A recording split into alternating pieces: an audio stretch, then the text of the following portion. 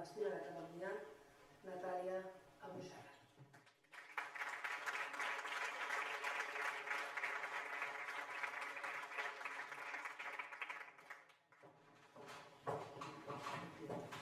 Abans de tot, gràcies a Isabel Gali per estar aquí amb nosaltres. Moltes gràcies.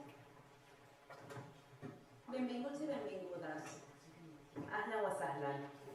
Gràcies a tots i a totes per acompanyar-nos en aquesta cita anual dels Premis Esperança, en la qual la Comunitat Palestina de Catalunya reconeix la solidaritat amb el nostre poble. Abans de començar l'acte, us demano que ens posem de peu per fer un minut de silenci en record als nostres màrtirs.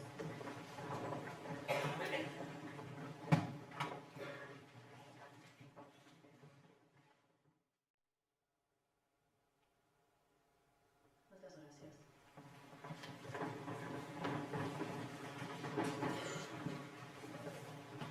Com sabeu, el 15 de maig commemorem els 71 anys de la Nakba, o catàstrofe palestina, moment en què es van expulsar de forma massiva i deliberada centenars de milers de palestins i palestines de les seves terres per crear l'estat sionista d'Israel. Fa més d'un any que van començar les marxes del Gran Retorn. Milers de palestins i palestines reclamen el dret de retorn a la seva terra, un dret que qualsevol ciutadà del món té excepte el palestí. Durant el primer any de les marxes del retorn, franctiradors d'elit de les forces d'ocupació israelianes van assassinar a més de 100 palestins i palestines.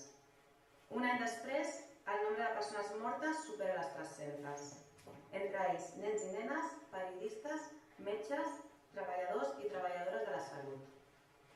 El nombre de ferits supera els 30.000. El Consell dels Drets Humans de les Nacions Unides ha aprovat un informe d'una comissió d'investigació que afirma que els atacs de l'exèrcit israelià a les manifestacions a Gaza podrien constituir crims de guerra o contra la humanitat. Cal recordar que demà celebra Eurovisió a Tel Aviv.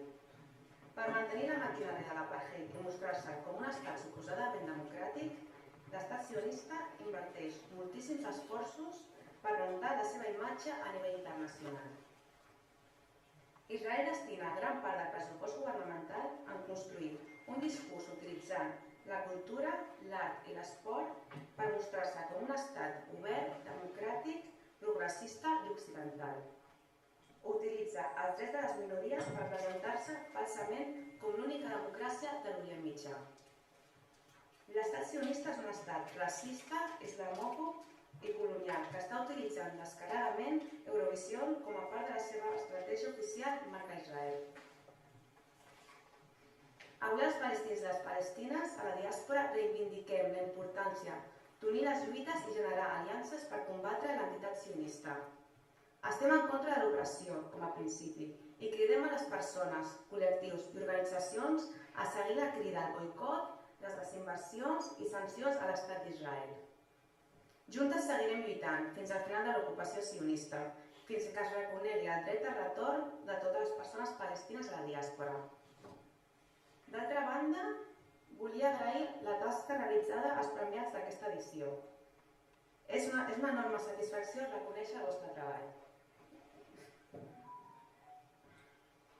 La trajectòria incansable i l'esforç per donar-nos suport al llarg del temps ha estat determinant en el cas de Dones per Dones.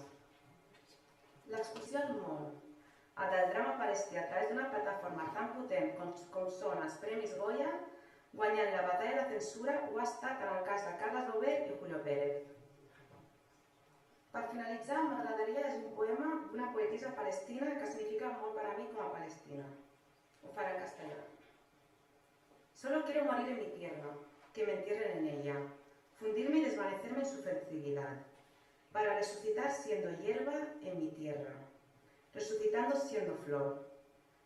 ¿Qué deshoja un niño crecido en mi país? Solo quiero estar en el seno de mi patria, siendo tierra, hierba o flor. Muchas gracias.